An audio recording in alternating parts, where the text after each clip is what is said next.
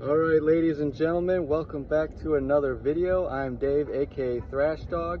In today's video, we are trying out the DQ Pumpkin Pie Frosty. Alright, looks great.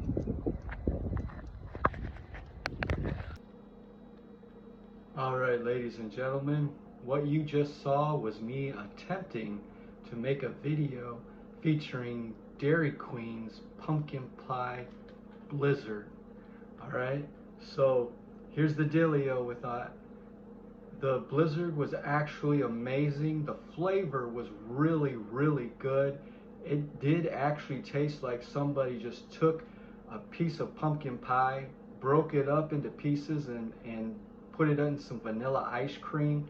So the flavor of it was really good.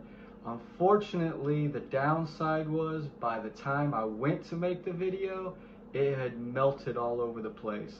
So it was a little bit of a fail on the video, but the Blizzard actually had amazing flavor. If you like ice cream, if you like pumpkin pie, you're gonna absolutely love DQ's Pumpkin Pie Blizzard. Alright, you heard it here first.